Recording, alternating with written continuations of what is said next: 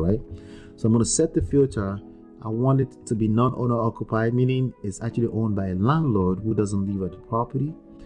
That increases the chances that they are less attached to the piece of property, okay, emotionally, because people's homes are their home. They're emotionally attached to it. Their family lives there. But if it's a second property that is being rented out or something like that, they're less attached to it. So it's easier for them to sell at a discount. Remember, what you're looking for is looking for deals for investors. Okay, so I'm going to say vacant. Vacant, again, even worse or better for us, because again, if a property is sitting not being utilized, increases the chances that they are open to getting rid of it because it's not producing any money for them. It's not being used, right?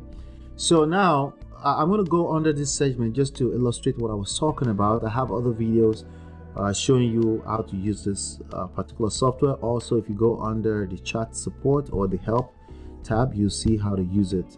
Multiple different videos that shows you how to use it, tutorial videos or video tutorials, right? All right, so now I'm going to go here. I don't want to deal with properties on the market. So under MLS status, I wanted to say no. I don't want this property on the market, and that narrows my list down to 2251 properties that I can go after. Okay, so one thing I know about this 2251 pieces of property is that they're non-owner occupied and they are vacant. So if I click onto this property, right, I can see this property.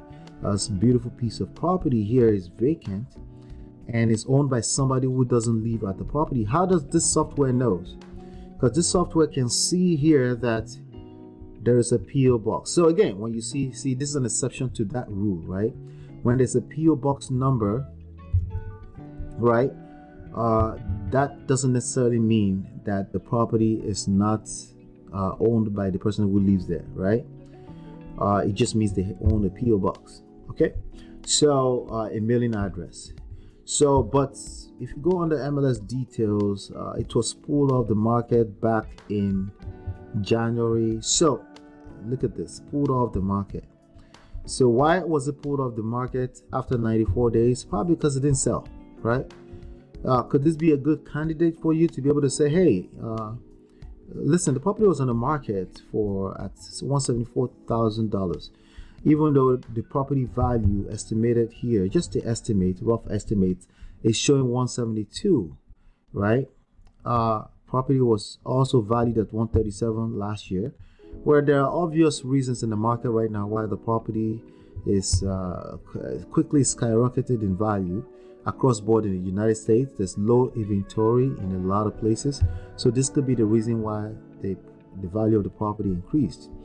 We can look closer at the value of the property by going into the comparable here, right? But anyway, we're not going to do that today. The point here is that we're going after properties that are not on the market. Now, that quick exception I just showed you, let me see if I can use other examples to show you. Let's see.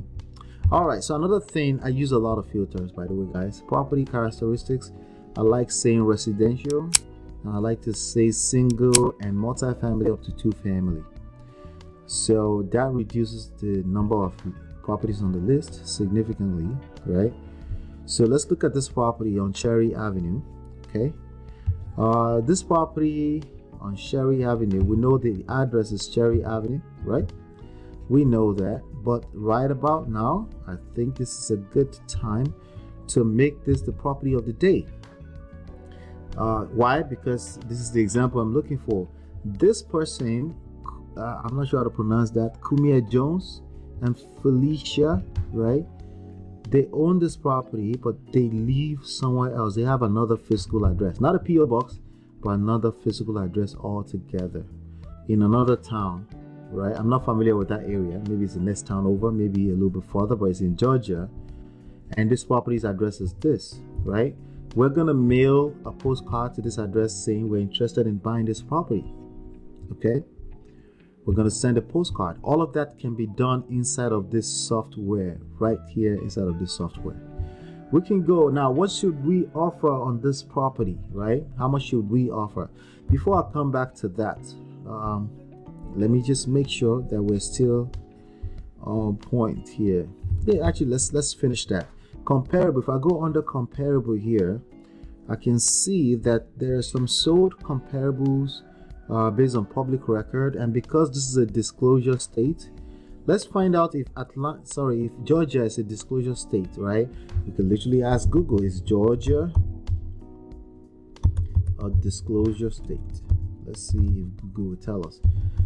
Because this is a smaller niche than mainstream, is Georgia a disclosure state?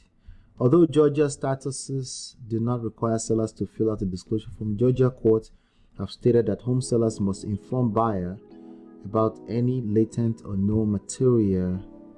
Okay, so we don't know. Let's see. State disclosure is property disclosure.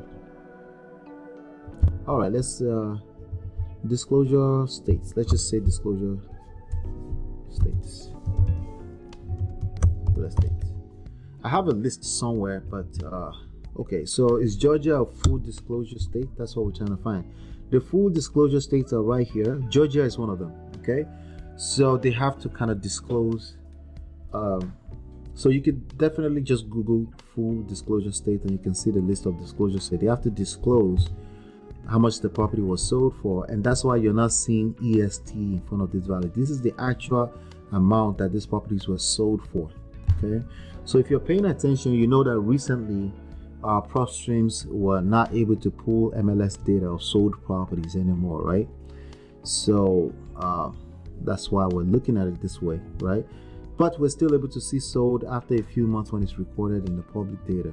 But you can see here that this property is telling us after we pull the comps, if we go to 1 mile radius and we go back as far back as this went back as far back as 1 year, but I like to stay within 6 months.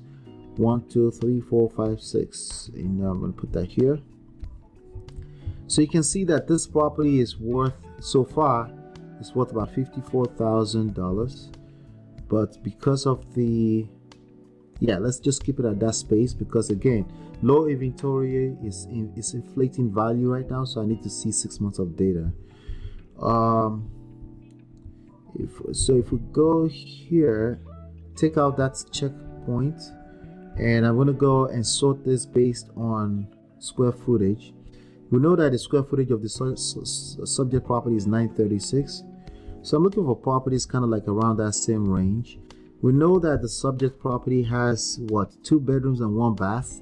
That house does look small. So we can also set that here and say maximum of 2 bedrooms because we're buying. If we're buying, we want to make sure that we're not overpaying. We're basically beating the price down. When we're selling, we're inflating within the context of the market value, right? Of course, so we're not just trying to cheat. We're trying to extract the most that the market can bring us, right? Maximum of 1 bathroom, right? And that sorts the list again for us, right? So if we go down again, you scroll all the way to the square footage, and we can look at just the properties within that same square footage. We can do it like that, just 3, right?